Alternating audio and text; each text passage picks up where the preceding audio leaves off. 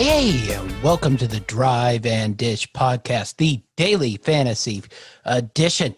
We're going to do our daily fantasy plays of the day for the NBA. We're going to start out with our point guards.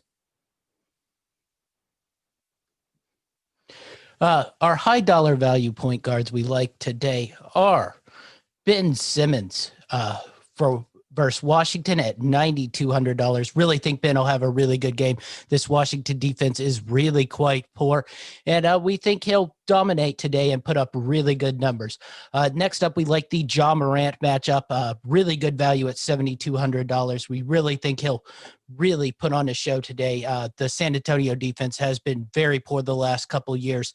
They're going to go to a more fast-paced and updated style, so we really think that this will be a good game for Ja Morant. Moving on into the mid-tier for the point guards, we like Malcolm Brogdon at $6,600 versus New York. New York will be a terrible defensive team. Look for Malcolm Brogdon to put up a really good game for the Indiana Pacers versus New York. And at 6,600, that's pretty good value where I think he'll end up in the top tier of the point guards at the end of the night. Next, we have Kobe White at 6,200. He's going to start for the Bulls. Really good score. This Atlanta Hawks team is a sieve defensively, and it should be quite a show versus him and Trae Young jacking up threes. So if Kobe's hot, look for Kobe to score a ton of points. And then on the cheap side, we got a couple guys here. George Hill at 5,200.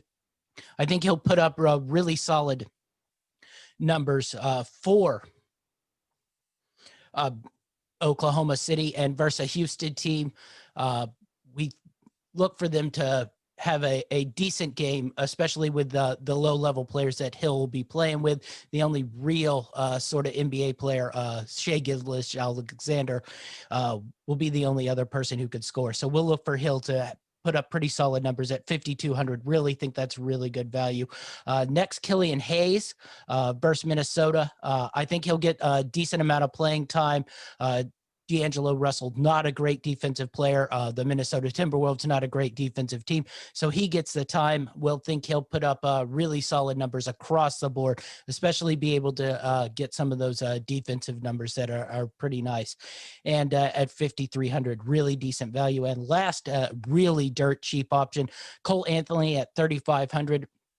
He's a scorer. I look for him to be able to put points on the board. And at 3,500, if you could find a scoring option to sort of balance out adding some of those top tier guys, I definitely would do it. So Cole Anthony versus the Heat at 3,500, really like that. So let's move on to the shooting guards. Only have one high dollar play that I really like today, and that's Devin Booker versus Dallas at 8,400. Really think that's a really good value. This should be a really high scoring game with Chris Paul.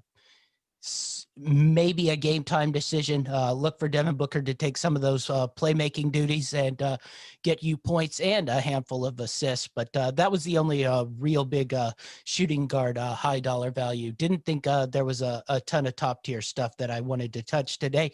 In the mid tier shooting guard wise, I only had one as well, and that was Marcus Smart at 6,400. He'll be the starter now with Gordon Hayward gone. He'll give you numbers at pretty much every stat line. Steals, blocks, assists, rebounds, and points. So you can't go wrong with Marcus Smart, especially at that 6,400 spot. And I think he'll have a slight uptick in minutes from last season.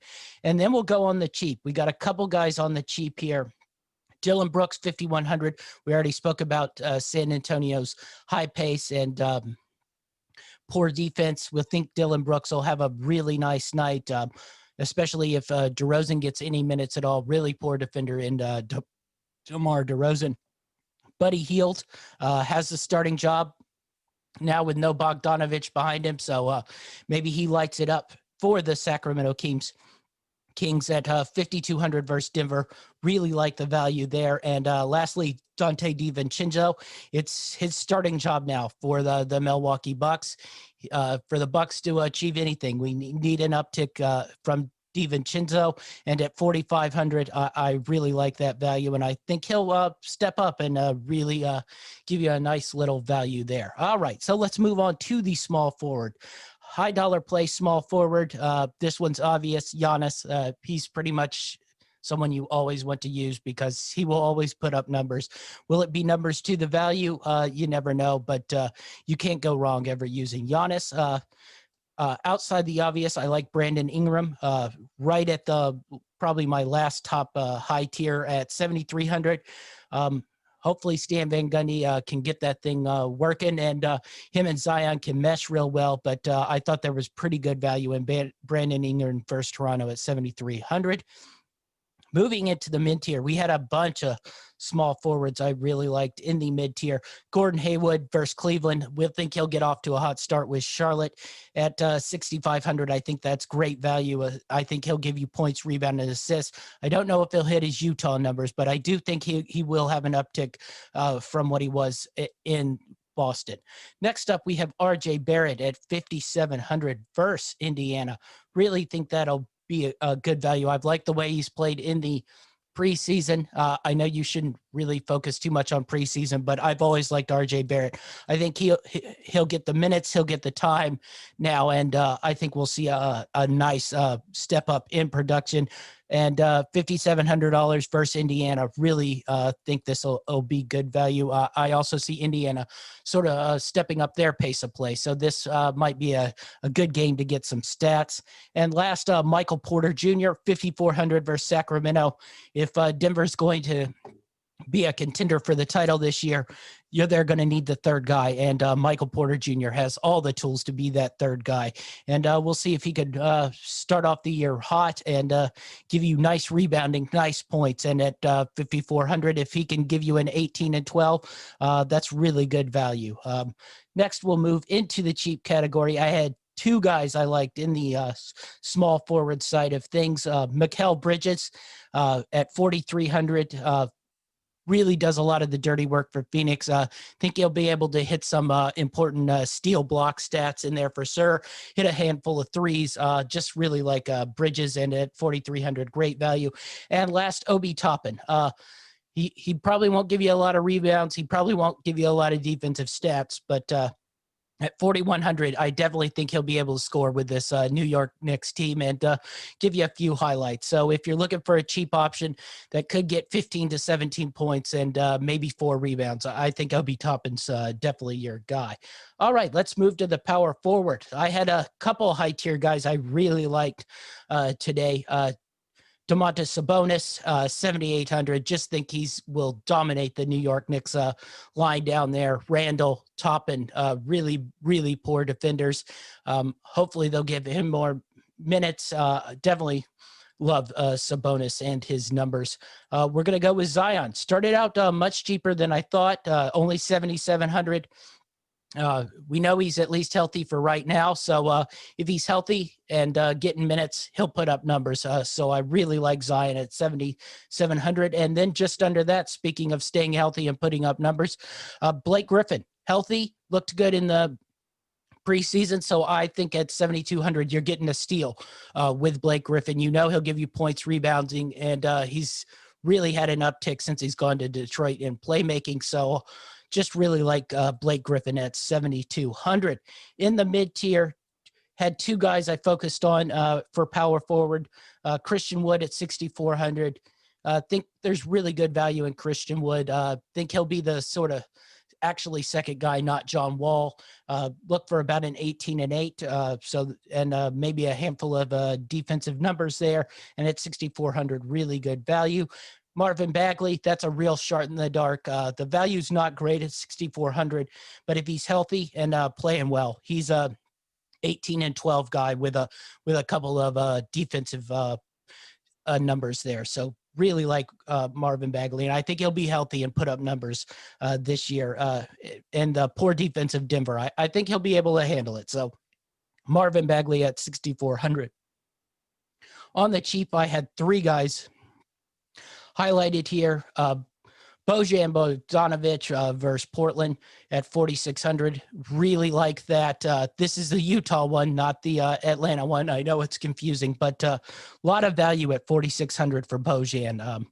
Just think he'll be great. He was great all last year until he broke his wrist and didn't make it in the bubble. So I guess people sort of forgot about him. But 4,600, I don't think you can beat that. Nerlens Noel is supposed to get minutes for the Knicks. He puts up great defensive numbers, lots of steals, lots of blocks. He'll be able to grab a couple rebounds. You won't get much points off of him, but his defensive stats at 3,900 will really help you out, and really good value there. And Alexis Poldasevsky, the Thunder rookie, really skilled guy. I think the Thunder will give him minutes and let him play through mistakes. So at 3,500, if you're getting minutes, any sort of like 10, 4, and 2 sort of stats you get from him at 3,500 is real value. So let's go to these centers, 2 high dollar centers. I looked at Joel Embiid. I think we'll get off to a pretty hot start this season. It's a big price at 9,400, but Washington has no one down low that could really handle him. So look for Joel Embiid to get off to a hot start tonight. And DeAndre Ayton in the second half of the season after his HGH suspension, he just went off, and he's still really undervalued at 7,600. So really like DeAndre Ayton today at 7,600. In the mid-tier, Hassan Whiteside, he'll give you blocks. He's going to get minutes. He'll give you rebounds. He likes those defensive stats. He'll miss assignments, but you aren't playing with him. You just need the stats. So 5,600 Hassan Whiteside, pretty good value. And the same sort of goes for Steven Adams. Really look for him to get rebounds, handful of blocks. I don't know how many points he'll score, but he'll give you those defensive stats that you want and need for sure. And at 5,500, pretty good value. And the last on the cheap, Aaron Baines at 4,200. I think he'll eat up a lot of those minutes that Ibaka and Gasol played. So I think you could get some pretty good numbers. Plus, you get the benefit of some three-point shooting there. So really like Bainesy at 4,200. All right, so what are my stayaways today? I'm going with Kyle Lowry versus New Orleans. Eric Bledsoe still a really good defensive point guard, and I think Kyle Lowry will sort of ease himself into the season. So at 8,300, don't really like the value there. Same with Chris Paul. He might not ease himself in the season, but he is a game time decision, and I think he'll definitely be on limited minutes early into the year. And at 7,300, don't see a lot of value there. I'm going to wait and see on how Lonzo Ball comes out. He was so brutal in the bubble. I just want to see if that shooting is coming back or if it's not coming back. Next up, James Harden. Speaking of wait and see, I just want to see how he reacts in a game before I spend almost $11,000 on him. He might be fine. He might give you his typical 48 and 5, but I just want to wait and see what he got. Shai Gilgeous-Alexander didn't like how he played in the playoffs at all. Really on a poor team. I'm just curious to see if he can put up really dominant stats for that high price value at 8,100.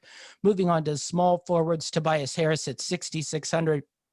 Want to see where he fits in this sort of reworked 76ers team. 6,600 is a little bit too high a price tag for what I'm getting, especially if he gives you your normal 18, 4, and 4, it's probably all right. But if he's more around like 13, 4 and 4, it's not quite as good a value. Jaylen Brown, I think he'll have a tough matchup today versus Milwaukee. So I'm off that price tag at 7,500. Into the power forwards, Pascal Siakam at 8,000. Just want to see what he's like. Is he mentally okay after coming out of the bubble and pretty much costing the Raptors that series versus the Boston Celtics last year? Or does he regress after really progressing nicely the last 3 or 4 years? And $8,000, really high price tag for that. John Collins, just don't know where he fits in this Sixers team right now. So I want to see how they manage those minutes with Gallinari and Collins and Capella before I really spend on John Collins. And the same sort of goes for Julius Randle. A lot of log jam there for the Knicks at $7,600. Just don't quite see his value. Miles Turner for center at 6,300. It's the same thing in the John Collins, Julius Randle. They tried to trade him all year long. I don't think they really want to play him. I think they want Sabonis to eat all those minutes and then play TJ Warren next to Sabonis, and just want to see what Miles Turner's mental head is like and what his minutes are like before I spend 6,300 on a center. And Al Horford at 6,100. Just way too much money. I don't think we're going to get much production from Al Horford right now for Oklahoma City. All right, that's our Drive-In Dish Daily Fantasy podcast. Be sure to follow us on greenlightnetwork.org, where you can get all our podcasts. We just had our NBA preview show on the Know It All podcast with Achilles Rain. He also joined us on the Football Time podcast to do our NFL Week 15 recap and review. Me and Dynamite David broke down all the bowl games and made picks on all those bowl games. Be sure to listen to all those. And don't forget to follow us on greenlightnetwork.org. That's our show, and we're out.